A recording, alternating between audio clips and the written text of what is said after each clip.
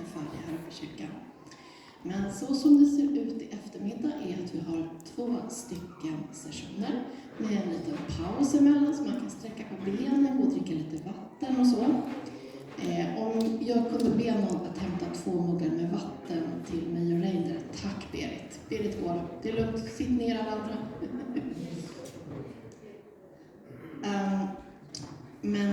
Och sen, så att ämnet är ju helt annat ikväll. Men det ska Reiner få tala mer om. Let's have a word of prayer. Tack Gud för att du är vår Gud och tack för denna underbart vackra, varma dag. Och tack för din värme som finns hos oss alltid. Jag ber att du ska välsigna den här stunden. I Jesu namn. Amen.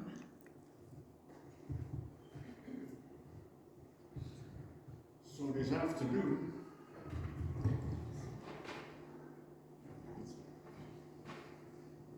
afternoon we are going to talk about LGBTQ+.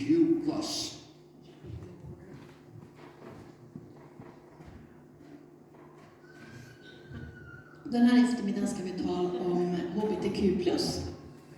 You also sometimes see LGBTI. Och ibland så ser man också HBTQI. Or other combinations of letters. Eller andra kombinationer av olika bokstäver. So I sometimes refer to the alphabet people. Så ibland så kallar jag det bara för alfabetsfolket.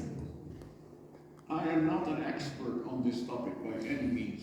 Jag är inte på något sätt en expert på det här området. And I realize that it can be a very controversial topic. Och jag inser att det kan vara ett väldigt kontroversiellt ämne. I used to be very traditional in my thinking about homosexuality. Jag brukade vara väldigt traditionell i min syn på homosexualitet. Until maybe about 20 years ago, Tills för 20 år sedan. I was invited to come to a kinship meeting. Då blev jag inbjuden till ett möte med organisationen Kinship. And I was at that time the president of the Netherlands Union. Vid den tidpunkten så var jag ledare för den holländska unionen. And they asked me to come and speak to them and do the worships during a conference, an international conference that they had in the Netherlands. Och Kinship-organisationen bad mig att komma och vara talare och ha andakter på deras konferens som de höll i Holland. And they said, well, you know, we will not advertise it. We will keep it secret that you are there. Och de sa, vi kommer inte att annonsera att du är där, det kommer vi hålla hemligt. I said, well, if I come, you don't have to keep it a secret. Jag sa att kommer jag dit så behöver ni inte hålla det hemligt. Anyway, there are very few things that are kept a secret in our church. Det är väldigt få saker som lyckas hålla sig hemliga inom kyrkans värld. But during that conference, Afia and I, we went there. Och under den konferensen så kom både Afia och jag dit. It was the first time that I actually talked at length with homosexual people. Det var första gången i mitt liv som jag hade längre konversationer med homosexuella personer. And many of them talked about their past and what they had experienced. Och många av dem berättade om sitt livs historia och vad de hade upplevt. And how they had been treated in the church at times. Och hur de hade blivit behandlade av människor ifrån församlingen. Most of them were still connected with the church. De flesta av dem hade fortfarande kontakt med kyrkan. But some were told they could not be members. Men en del fick höra att de fick inte vara medlemmar. Others said, well, we used to be invited to be speakers at conferences. Andra sa, ja, jag brukade bli inbjuden att tala på konferenser. But once they heard that I was lesbian, I had no more invitations. Men när de fick höra att jag var lesbisk så fick jag inga fler inbjudningar. So that was a beginning of being interested and feeling that we have a responsibility towards gay and lesbian people and other people with a different orientation.